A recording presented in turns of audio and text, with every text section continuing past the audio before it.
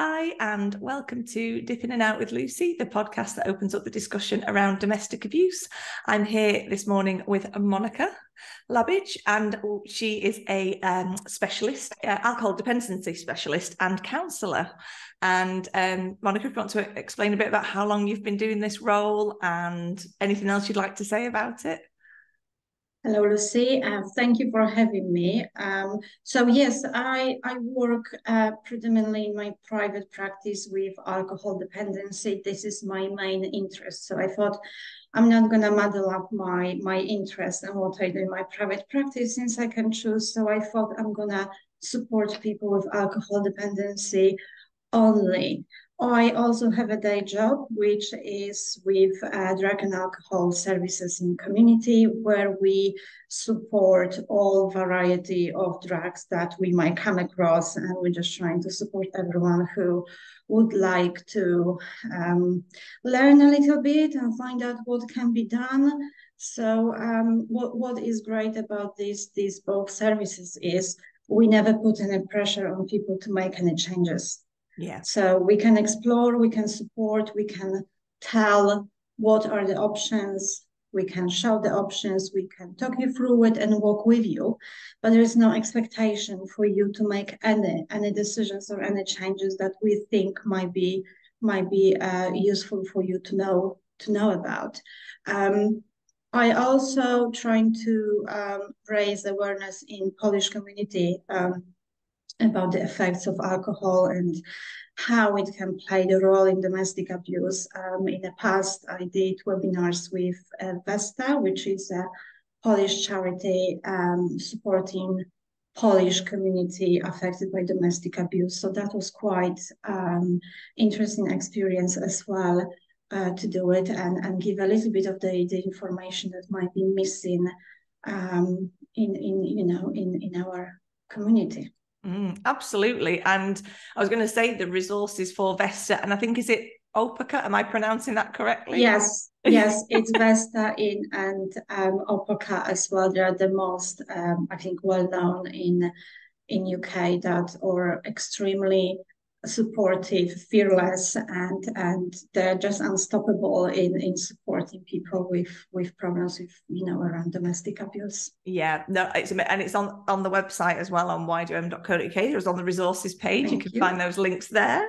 Because it is important, and especially if you're, in a country where it isn't necessarily, you may speak English, but actually in terms of your own language and wanting to be able to communicate, it's very, very difficult. And if you add drug and alcohol addiction, domestic abuse into the mix, then that's quite a scary prospect, isn't it? Yes, I mean, working with minorities, any kind of minorities, it's quite difficult because you need to understand the in and outs. And when there are cultural differences and language barrier, that is almost impossible to get the point across, from one side to another. You might have an amazing professional, but if they don't understand the cultural background, if the person looking for support cannot communicate freely, then it's a massive barrier to access support and understand what the support really is. Yeah. Because there's a lot of misconception that, for example, the children will be taken away from me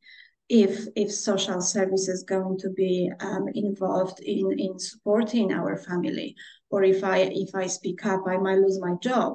The school will know, what people will say. There's already stigma around, Eastern European, they drinking a lot and all these sort of things we have in mind when we think about different cultures. And I think that what is actually stopping people from speaking up. So having specialist service that is supporting people in their spoken language, the first language, and they understand the cultural background and the cultural reasons for things happening. I think that is a massively important thing to have in place. Oh, absolutely. And I think, when you were just saying that then about the possibility you feel that you may lose your children or your job, and when I was talking with Tony Blockley, who's head of he's a professor of criminology at Leeds Trinity University, we were talking the other day and saying, across the board, again, it's almost universal, this idea of your children being taken away. It's a very, very scary prospect. And I think one thing that is also universal is this idea that domestic abuse is caused by, drug and alcohol addiction. And that was going to be one of the first questions I was going to ask you, obviously, as a specialist, is, when you hear these conversations, and I've heard them myself, oh, well, obviously he's an alcoholic or she's an alcoholic, or, oh, well, they're addicted to cocaine, whatever the drug may be, I don't know. But it's almost like it's giving the perpetrator somewhere to hide because it's making excuses. I could be wrong, but that's the impression I get, is it's almost giving them a reason to be abusive, whereas in my mind, an abuser is an abuser, regardless of what other substances they may be. It may enhance the problem, it may escalate the problem. But what would you say as a specialist in that area? Alcohol and any other substance dependency is not a core or reason for domestic abuse or any other abuse. This is the behavior on the perpetrator. Yeah. Alcohol, other substances, they might enhance the aggressive behavior, and might, you drink a lot, you cannot control your responses as much. You are more reactive, you might misinterpret situations or what being said. You might act on your, flashback, previous experience, and you might project something certain happening, or you might use alcohol as actually, a starting point of domestic abuse incident. Okay, I was drunk and that's why I did it. So you cannot really blame me. Alcohol is very often a massive part of domestic abuse, and not only physical, emotional abuse is the massive problem. And we're talking about two topics that are extremely shameful. No one really wants to say they have a problem with alcohol. They will be called drunk, alcoholic, addict, or whatever else. There is so much stigma around how we call people with this certain problem. But also domestic abuse is extremely shameful. Yeah, absolutely. Yeah, that's so true. And how you going to, it's difficult to address one. How are you going to address both at the same time? And then you have that fear, what people will say, what's going to happen to my family if other services get involved? What if I fail? What if I cannot leave the relationship? Or what if I relapse? Or, it's so multi-layered. It's kind of, we could talk for days about it, but alcohol also can be a form of control. If we're thinking that someone has alcohol dependency, restricting access to alcohol might be a form of abuse as well, or talking someone into drinking so they're much easier to control, so they're going to lose the job and they cannot support themselves. So when you don't have that independence, alcohol and other substances, it can be a very powerful tool to control someone's life.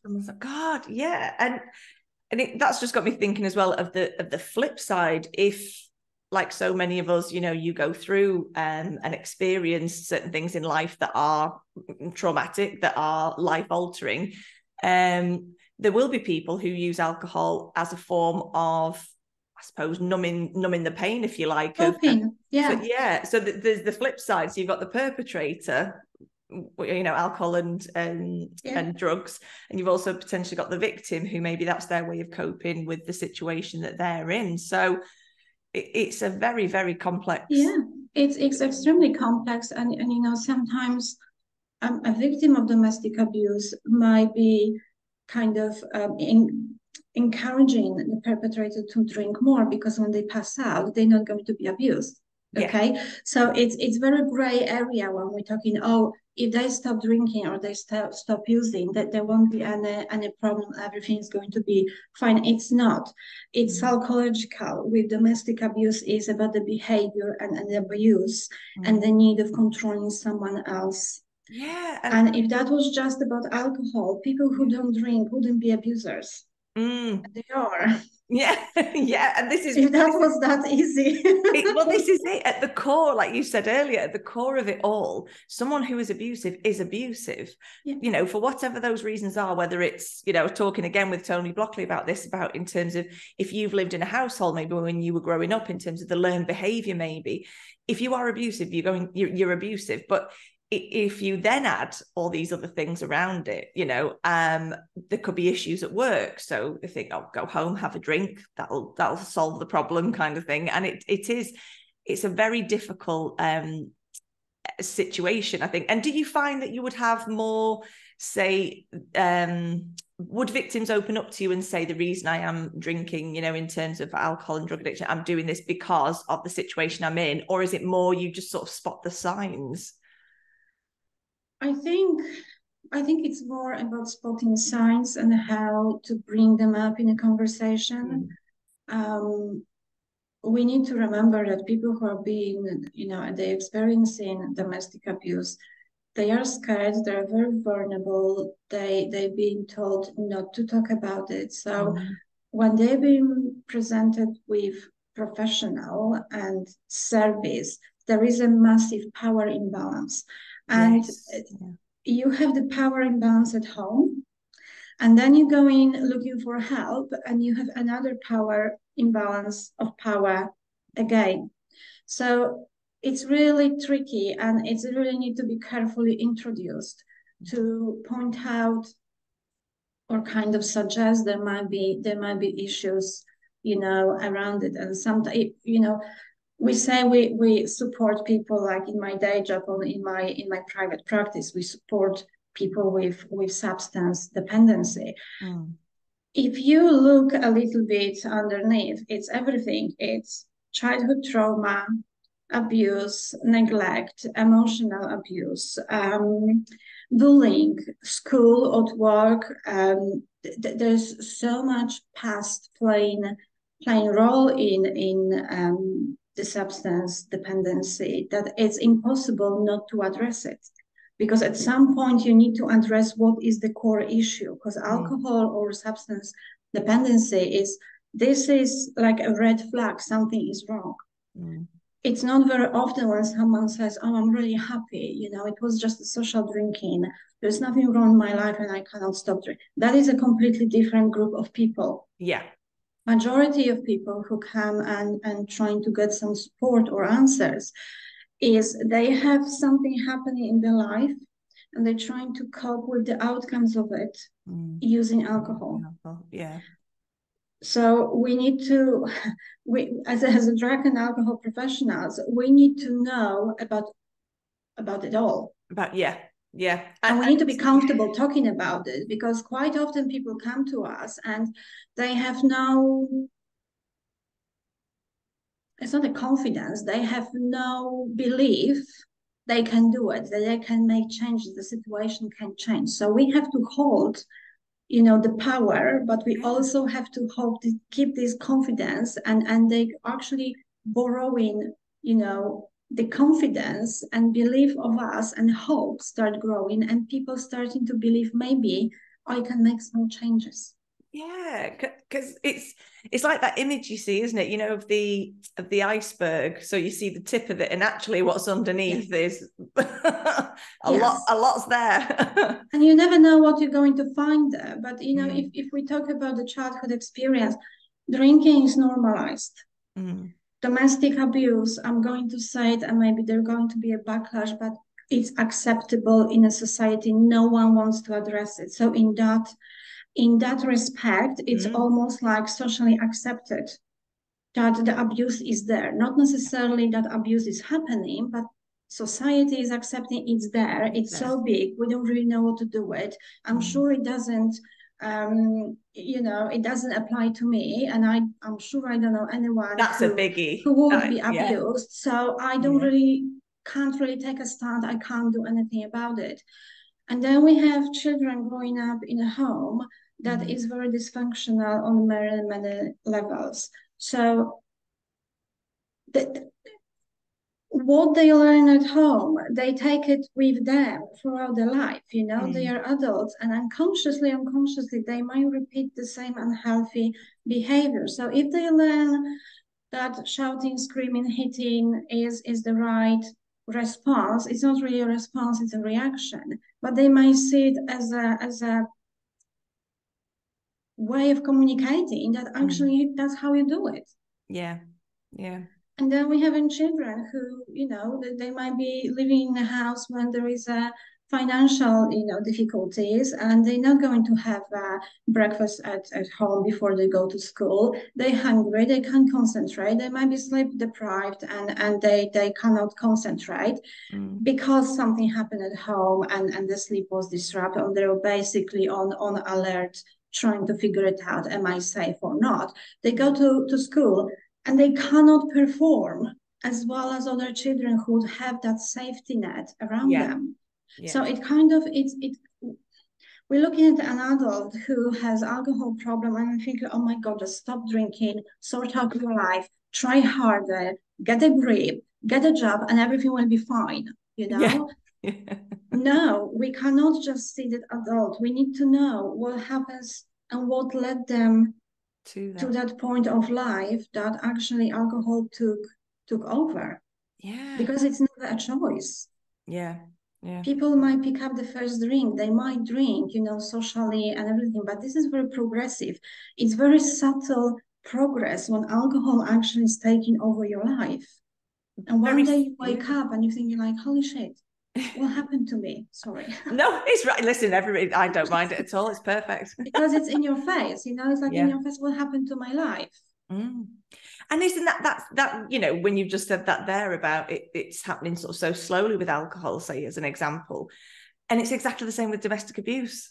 That's happening so slowly, and so if the two are running side by side, that's a scary thought, isn't it? And that's why I think you're 100% right. So many people think, well, it doesn't affect me, so it's not my problem. It doesn't affect me, so I don't need to think about it.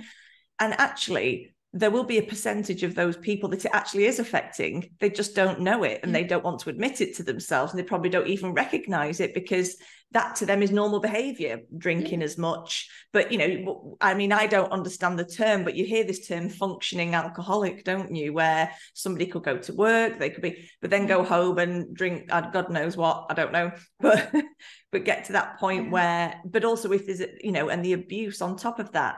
I think there's many, many people out there that think it doesn't apply to them. And actually, there will be people that it does apply to. They just don't realize it at this point in time. Yeah, and if you think about it, there's not much understanding of the real understanding of domestic abuse. So we know the idea of domestic abuse, but we don't necessarily understand how it works, how it functions, what it needs to thrive.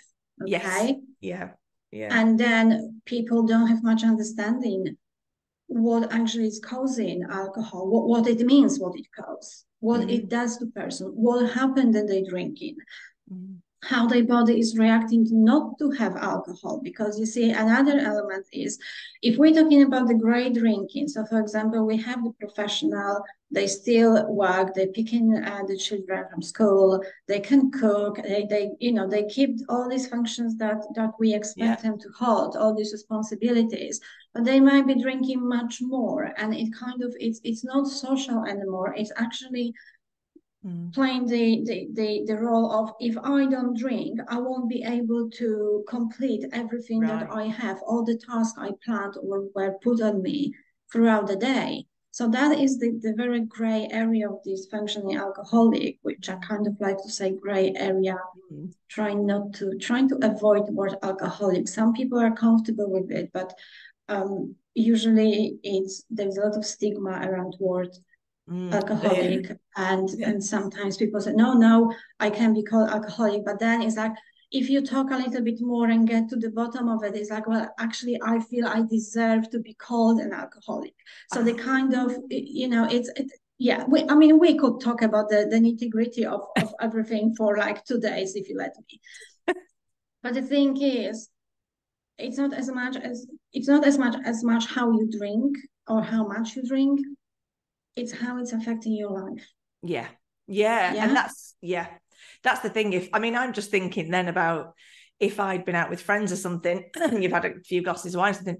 I wouldn't be any use to anybody. I wouldn't be able to, I just couldn't do it. And at my age now, I can't. I'm 45. I haven't got the time or the inclination to get to that point. Or I'm too ability tired. to recover, and drink all night and then go to work. Are you But then to kidding me? think that somebody that could, would never God, happen again. Then to think they could, go to work, do all they do. Children, oh God, that in itself must be exhausting.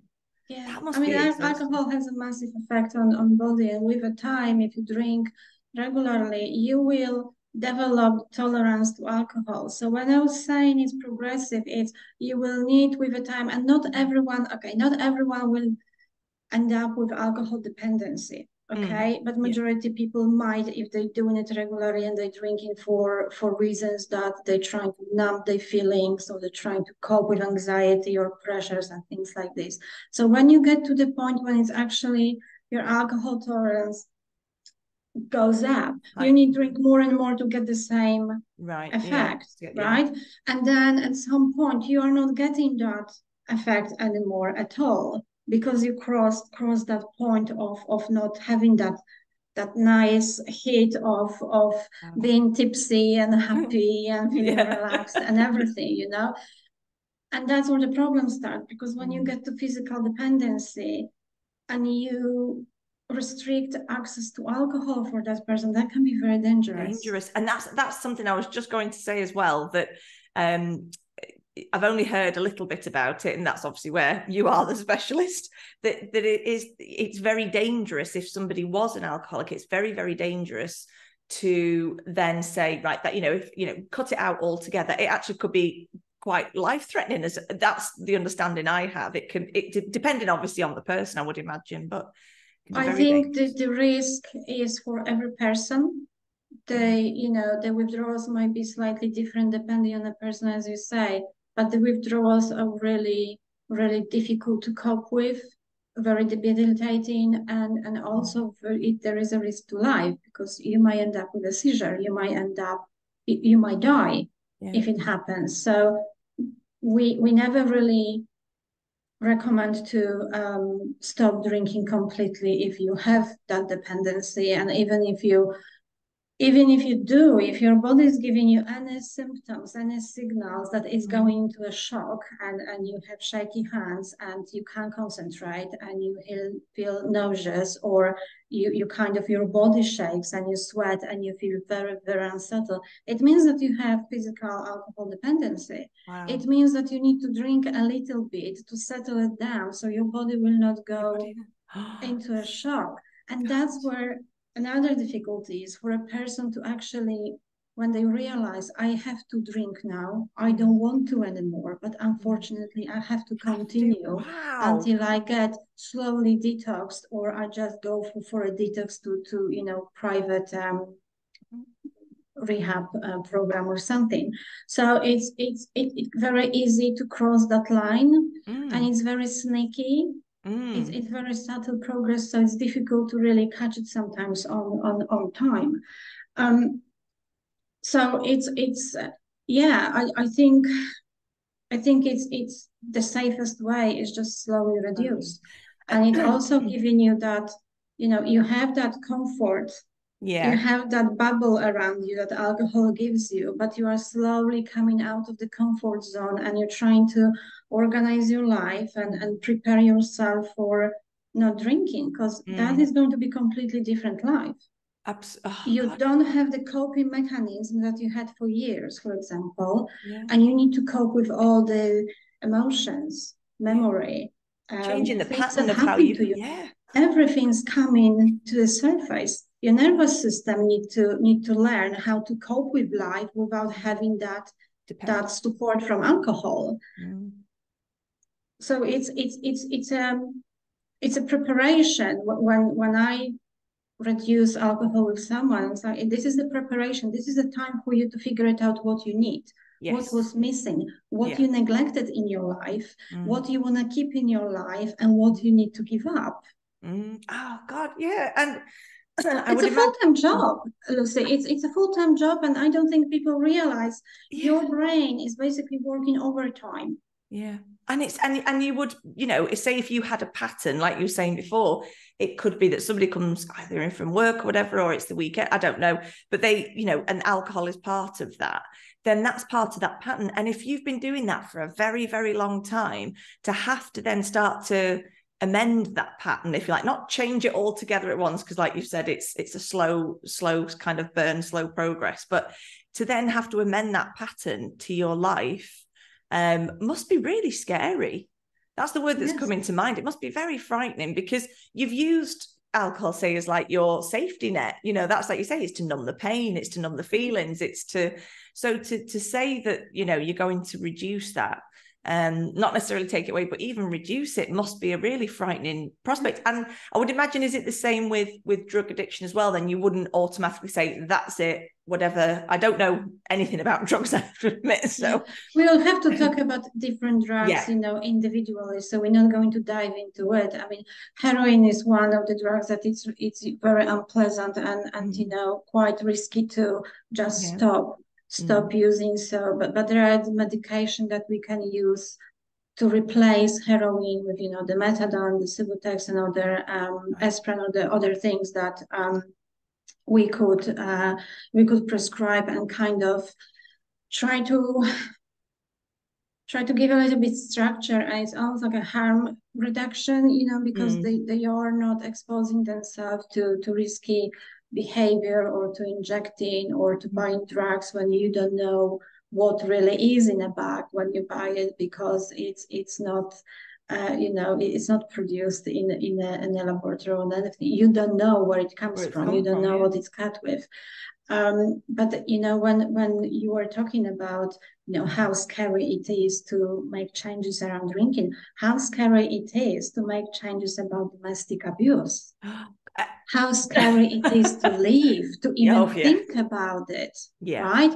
And it might be for various reasons, but again, how scary it is to make changes, like life-altering changes. So if you're, for example, a victim or survivor of domestic abuse, and those are the two terms we tend to use more than anything. I'm sure there's probably, when I was talking to Alice Smith recently, there's a third one that we need, apart from, when you feel like you've moved on from survivor, we need another one.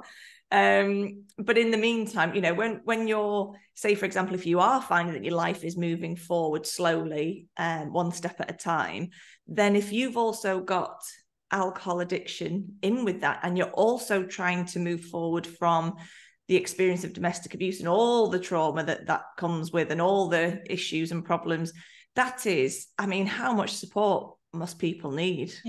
Huge and amount. you don't often get it. No. I mean, think about the relatives of people who are having alcohol dependency. They are trying to be supportive to start with, or throughout the whole recovery period. But at some point, they need support as well, because alcohol is not affecting just the person who drinks. It has a it has the ability to destroy the whole family. It will affect children. It will affect the your spouse and everything. But with that is also when family doesn't have right information how to support someone recover in a healthy way. They will have idea of what needs to be done, what they need to say, which is not useful. It's not helpful. It actually increase the stigma, increase the guilt and shame and everything else. It's nagging, checking, controlling, taking the credit cards away, breathalyzing. And that's what I always say. It's really important that family takes part in some sort of therapeutic support and therapy, because they need to figure it out, how to trust, or how to walk away, or how to accept this is the situation and how I'm going to cope with it with relatively sane way, that it's not going to affect me to the point that I am a wreck of the person as well. Because again, that is a very, codependency and everything. This is a very, very subtle progress as well. So if you look at the general, from the general level, it's domestic abuse and alcohol. There is a lot of similarities. There are. And I don't think, to be honest, until we've spoken this morning, I don't think I appreciated just how similar so many aspects are. There's so many similarities in terms of how to try and move forward and how to try and deal with things. Because like you say, with family, it's a really difficult one because, they've, even if it's your extended family, for example, they've been living with the situation, whether it's that you've been in a domestically abused situation or the alcohol or drug addiction. And, for them, it's so difficult to sort of almost learn to listen. I think I remember hearing that once from a professional, and somebody was asking the question, how do I go about supporting them? I don't know what to do. And they were saying, if you just listen, instead of trying to have all the answers, you don't know what that situation is because you've never had to go through it yourself. You might be a bystander and it's, you're watching it unfold, but it's not actually happening to you. So sometimes I think it's important, isn't it, that family, friends, work colleagues even, that they just observe sometimes of, like you were saying before about the signs, sometimes it's a case of it's the things that they're not saying, isn't it? And again, Tony Blockley touched on that the other day.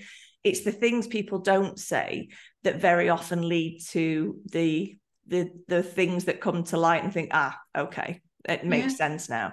And it is difficult. And I think one for me was always, I know. If somebody says, I know, and they do the head tilt to the side, I know. And you think, no, you don't. You don't know. It's the worst thing you can say. Yes. But it is important. You're right. And if we're not even supporting domestic abuse victims and survivors, and those obviously included in that with alcohol and drug addiction, we're not supporting the families. They're not even on the radar. The friends, the work, it's not even on the radar. And that's frightening because, you need your support network around you, whoever that may be, in whatever form that comes in.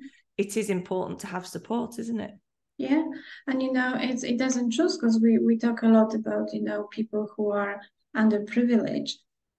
The domestic abuse and alcohol dependency happens in wealthy families as well.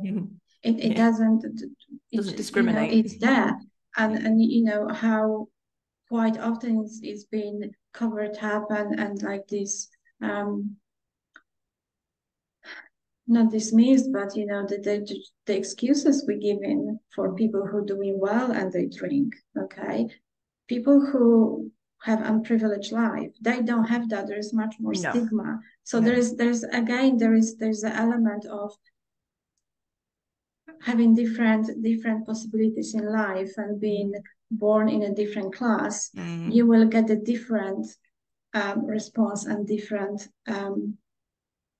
I think stigma and a less forgiving attitude that people will present you with. It's very damaging. I think both are very common, domestic abuse and alcohol abuse, and unfortunately it seems that there is no way out of it because everyone knows it's there, but how are we going to move forward? How are we going to convince people to do it if you don't know it's happening? Because quite often you are in domestic, abusive relationship, you don't know that you are in one, okay? Yeah. And you might have problem with alcohol. Everyone will tell you around you need to do something, but you don't see it. You don't see it. And you can't, the one thing, like you were saying at the very beginning as well, is you can't force people, can you? And again, there's another similarity. So those with alcohol and drug addiction, those who have experienced domestic abuse or are experiencing it right now, you cannot force someone into making a decision saying, well, you need to leave. You can't do, and actually in instances that I've experienced in the past with people, they do stay. They want to know how to keep themselves safe and they want to work out how they can remain safe, but they don't want to leave the perpetrator. They don't want to leave the abuser. And society looks at that and says, oh my God, why wouldn't you just want to leave? Well, you can't judge by your own standards, can you? It's the unknown, isn't it? I mean, abuse will not stop only because someone leaves. The abuse can go on, and it doesn't resolve anything. You might not have financial independency. Exactly. You cannot go freely wherever because you're thinking they might be watching you. Yeah. You might not be able to support your children. You have to change the school for your children, because another thing is that it's usually the victim of domestic abuse is being expected to leave, change their life, move somewhere else when they don't know anyone, they don't have friends. No. They don't even know the town or the city, and you're supposed to be happy because you left. Yeah. Are you kidding me? And grateful. You know, this is the thing. You're supposed to be grateful. Well, you're living in a different. Yeah, but you've got no support network. So, and you're leaving your family behind, who are then, in a lot of these situations, you're leaving your family behind who are living in the same area as the perpetrator then. So you're almost leaving your family. So what do you do then? You can't take, your mother and father and grandparents and everybody else with you. It's not, the answer is not to remove the victim from the area. That I don't think that's the answer. I think it's the easy option. And again, it was something that I talked with Tony Blockley about the other day in the podcast. And we were saying how, is it because the victim is the more pliable one, the one that you can just say, look, you need to be out of this situation, but the perpetrator, you don't want to get involved trying to isn't it easier to control victim and tell them what to do? I mean, isn't it the continuity of the control? This is what you have to do, that's how it needs to be done. If you're ready, that we're going to do it this and this way, and that's still control. So the victim's still being because controlled. this is this imbalance of the power that we have here, which the victim quite often might not be even fully aware that is going on, because they are still in a mode, I need to leave my perpetrator, I need to leave my abuse because I'm not safe, so I'm going to compromise on everything else and I'm gonna go. And when I say everything else, I'm thinking this the fake sense of security that they might have in a home. They know, and they know what to expect. They know how to control the perpetrator behavior to some point, right? So they live in everything they know, and that tiny little, part of control they have in life, and then being moved to somewhere else when they don't know anyone.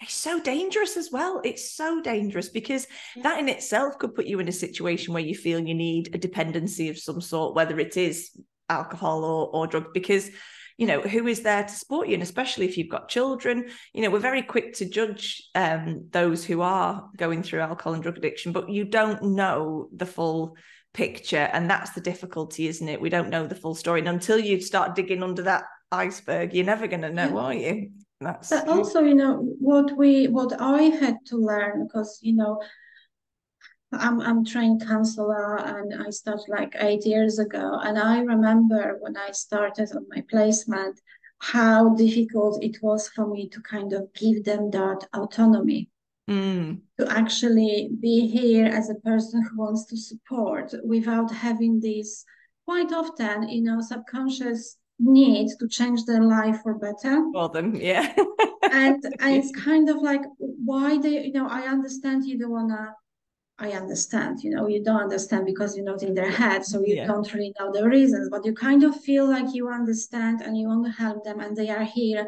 So you kind of putting your expectations on that person and thinking, so this is going to do, that's how it's going to be. They're going to be, happy, cured and everything else. No, it's not. And just kind of, I think that was the biggest learning for me, just giving them autonomy and accepting that some people might not want to stop drinking. And that some people might want to stay in domestic abuse relationship. It's so true. They have the reasons, they have valid reasons to do it. And it's, from the professional point of view, someone who's outside of the situation, it's quite, I'm not going to easy, but it's easier to kind of say, okay, if that's how you want to do it, I can give you harm reduction advice, for example, or, if at any point your drinking takes you to a situation that you're feeling very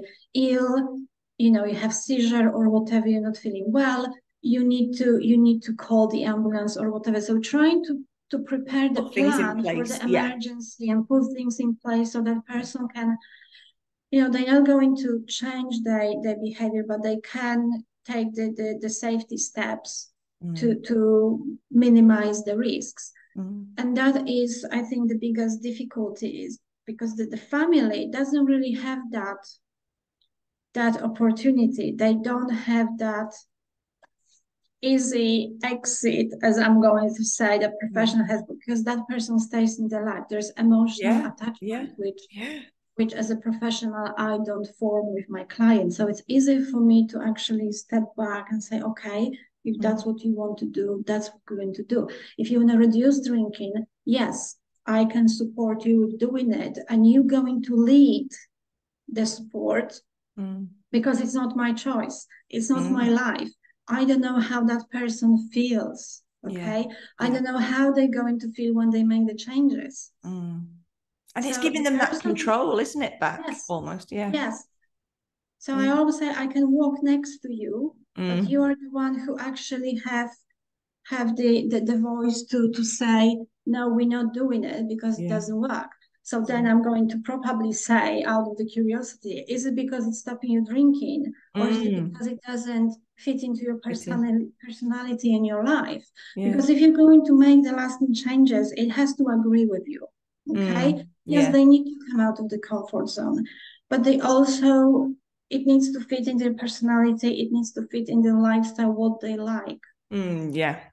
And it's like you say again, it is those similarities between the two. It is so similar when you're trying to give that control and power back to a victim of domestic abuse as well, because it's so much of that control over their life has been taken away for so long that it is never, it's not like you see in the films, isn't it? And it's all done and dusted, wonderful, marvelous. No, it takes right. Exactly. It takes years, it takes decades, it can take, more often than not, the rest of your life having a certain plan in place for yourself to think, okay, when I feel like I'm falling into that pit, or I feel like I'm, blaming myself about the abuse, whatever it is, that you have something in place to say to yourself, okay, right, step back from the situation for a minute. Remember that you are not to blame, that you can forgive yourself, all these elements that are so important. And again, the same with drug and alcohol. I hadn't even thought about when we started this morning. My first thing was, people talk about how, drug and alcohol addiction, part of domestic abuse, but actually you don't realize how much they run alongside each other. Very, very, very similar. It really took me a few years to kind of connect the dots. Yeah. How many similarities there is, and I'm absolutely not saying they are the same. Absolutely not. But some of the mechanisms that is happening to us are quite similar. Wow. Yeah, it's and when you add, minorities or people who might not speak a really good English, and they are here, their access, the ability to find the services that could be supportive is very limited, because, it's different to speak up in day-to-day life, go to work and do shopping and things like this. If you don't try to assimilate with the culture and language that you in the country that you live in, that is another limitation. If you get disabilities into consideration. Absolutely. How difficult is that? And and if you are in a situation where you wouldn't necessarily know that Vesta exists, or OPA does, you didn't know they existed, they are support networks there for you that are within your own framework, if you like, of your culture and your understanding of how your culture has developed over centuries. And it's important to have those kind of support networks there, but it's how we get that message out there that there is support. That's the difficulty, isn't it? I think, because it's okay putting them, talk about it. It's just seriously talk about it, because I didn't realize they existed really until one evening I got really bored and I was thinking, right, I need to do something because I need a little project to keep me going and to whatever. You know what you do. You have 5 different projects, but you need a sixth one just to Yeah. hit Oh that yeah. sweet Yeah. spot that you keep you happy and Yep. exhausted and everything, but you feel like I you know achieved that something. feeling.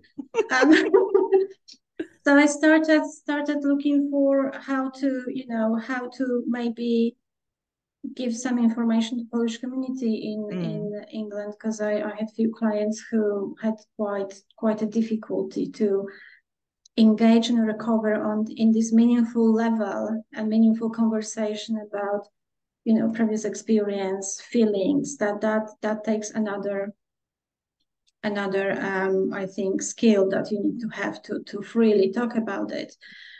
And I thought, why don't we do a webinars, or maybe I could just be a counselor and and just support people, and started with one email, one session. Like, oh my gosh, they are here, they are doing great job, and everything. So I just sent email and I said, well, this is how I am. That's what I want to do. Do you want to work with me or not? Like Brilliant. as simple as that. And from one conversation to another, it's like, should we do a webinars and actually get the point I get the across? point. And Yeah. then we did That's with really another Polish lady, which apologies, I don't remember her surname on top of my head, cool. but she did part of how it's affecting families, the codependency, the children and everything. Wow. So it was very kind of comprehensive piece of work Yeah. that actually, if someone watched it, might get much more understanding of both domestic abuse, how it affects the relationships, and how the alcohol can affect the person and families as well. But with disabilities, if you think about autistic people, autistic females, there's another layer of difficulty, and I think there are more at risk to end up in abusive relationship. And there's still things that come to my mind, but it's autistic people or people who are different, and not necessarily just within the neurodiversity and then it's been really talked a lot. But if you are a little bit different, you kind of accustom yourself to feeling uncomfortable. So if you feel uncomfortable your whole life and you end up in a relationship that's making you uncomfortable as well, you might really quite easily miss on the red flags that they are there, which we know they are not red. I call them pink because they're so faded. I remember that. Yeah. And people around you might not even see it. And then so slow. yes, but then you should, you should, because, you should be smarter than all of us. Yeah. And a lot of things that, taking believing what people say as well. So if autistic person, it if you say something, they will most often believe that's what it is. There must be quite easy to miss the cues, like the body language and everything, and you might think something is wrong, but you don't necessarily know what it is. And if someone's speaking for them, or they're very much in control, then, aren't they? Yeah. And people with disabilities, they quite often they're not in full-time employment. That might be really difficult to leave abusive relationship as well if you don't have an ability to support yourself. Change might be incredibly difficult as well and very challenging, even if it's a positive change to routine, to something that they used to know and they could care for you, Yeah. That might be very, very scary to do. So it's, the more we know about neurodiversity, the more we learn about minorities, I think it's just adding to another like multi-layer of the problem and how actually someone's life could be difficult staying in, using alcohol or staying domestic abuse, but it actually might feel impossible to make changes. Yeah, absolutely. And I think the more we do have these conversations, the more that we, talk about it, I think it does help even in the smallest way, to reduce that stigma, because it is not anything to be ashamed of talking about. And I often say that there is absolutely no shame in talking about it. There's no shame in talking about drug and alcohol addiction. There's absolutely, the more we do it, the more we open up that conversation.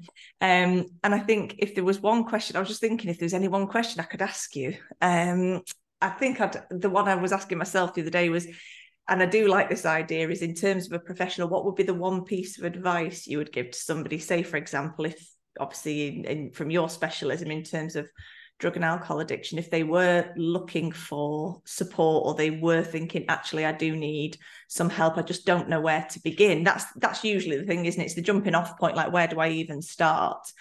If you could give one piece of advice, what would you think? I would say if you really wanna change something or just have a chat, you can use Google.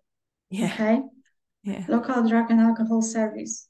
You can go to GP, you can go to job center, you can go to church, you can ask at school, work. There's a lot of employment. Yeah. It's there. It's there. Okay. Yeah. You can find a private counselor if you can afford it and if you think that would be better for you. Most of counselors will, including me, offer free introduction session intro, when you can actually speak to the person, you can tell them a little bit what's going on, and you can feel the vibe, okay? Because it's very important that you're being supported by someone who you actually feel comfortable talking to. Yeah, that's it. Without that, it's really difficult. And I know that if someone chooses to go to community service and you ask, can I have informal chat?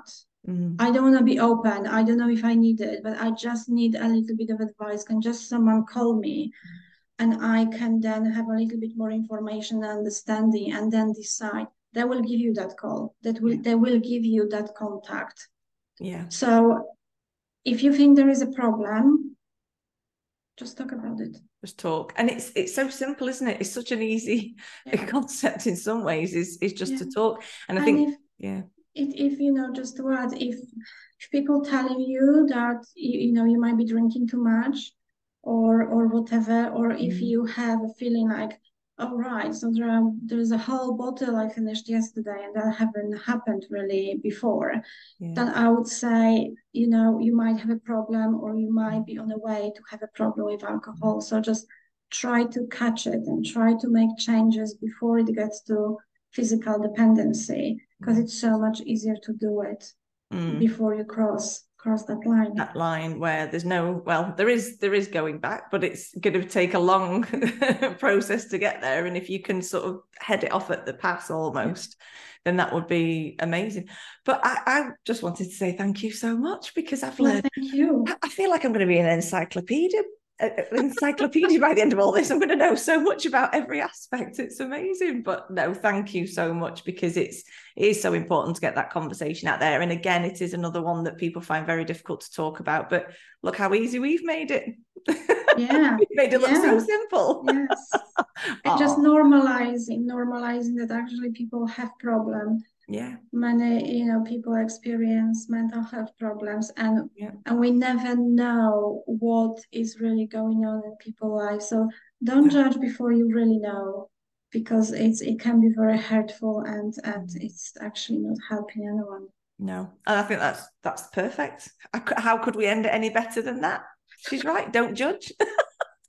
Thank you so much, Monika. This has been amazing. Thank you so much for having me. I really enjoy it. Thank you so much. Thank you.